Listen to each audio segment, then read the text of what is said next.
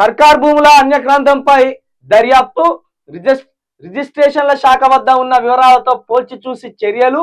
ధరణి పోర్టల్లోని వివరాలు వెలికి తీస్తున్న ప్రభుత్వ భూములు భారీగా చేతులు మారడంతో పాటు పెద్ద ఎత్తున అక్రమాలు జరిగాయని భావిస్తున్న రాష్ట్ర సర్కార్ దీనిపై మరింత లోతుగా అధ్యయనం చేయాలని నిర్ణయించినట్టు తెలిసింది. ఇందుకు సంబంధించి ధరణి పోర్టల్ సర్వర్ వివరాలన్నింటినీ సమర్పించాలని అధికారులను ఆదేశించిన ప్రభుత్వం ఇప్పటికే కొంత సమాచారం పొందినట్లు సమాచారం.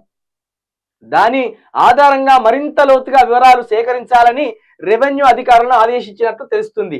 జిల్లాల పునర్విభజన తర్వాత 2 జిల్లాల సరిహద్దుల్లోని ప్రభుత్వ భూముల్లో అక్రమాలు ఎక్కువగా జరిగినట్లు భావిస్తున్నారు.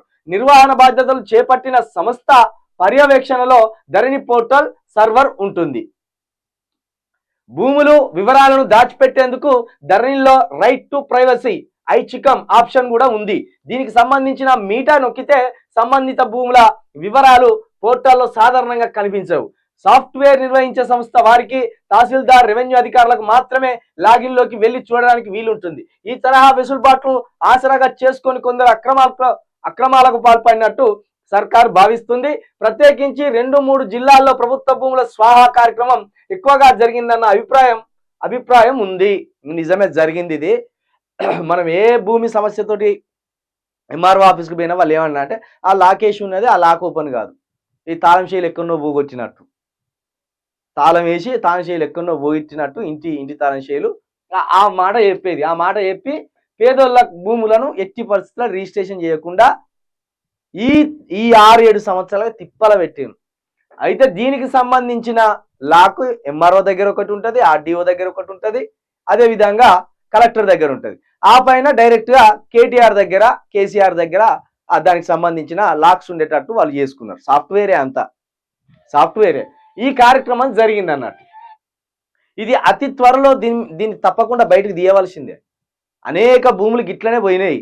ఎందుకంటే ఆనాడు నిజాముల దగ్గర ఉన్న వెలుమలు ఈ నక్సలిజం పెరిగినాక, ఈ దోపిడీదారుల మీద యుద్ధం ప్రకటించినాక, రైతాంగ పోరాటం తర్వాత కొంతమంది దొరలు ఊర్లు ఇడిచిపెట్టి పారిపోయారు. అయితే వాళ్ళు ఊర్లు ఇడిచిపెట్టి పారిపోయినా కూడా ఆ భూములు మాత్రం వాళ్ళ పేరు మీదనే ఉన్నాయి. అయితే వాళ్ళ పేరు ఇప్పుడు ఆ ఊరు దొర ఎక్కడికో పారిపోయాడు. వారి భూమిని 10 మంది ఎస్సీలో బీసీలో దున్నుకొని బతికేది. దగ్గర వాళ్ళు 40-50 సంవత్సరాలు అక్కడ వ్యవసాయం చేసిండ్రు.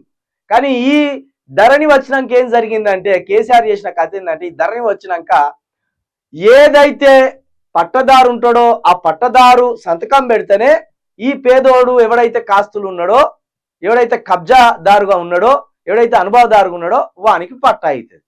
వాడు వచ్చి పెట్టాడు, వీడి భూమిని ఇడిచిపెట్టాడు.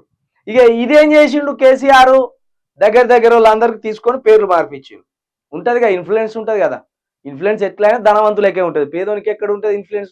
పేదోనికి ఇన్ఫ్లుయెన్స్ కావాలంటే మళ్ళీ ఎంఆర్ఓ ₹1,00,000, 40,000, 50,000 చెప్తే ఆ 50,000 వచ్చి చేతిలో పెడితే గప్పుడు ఆమె చేసేది.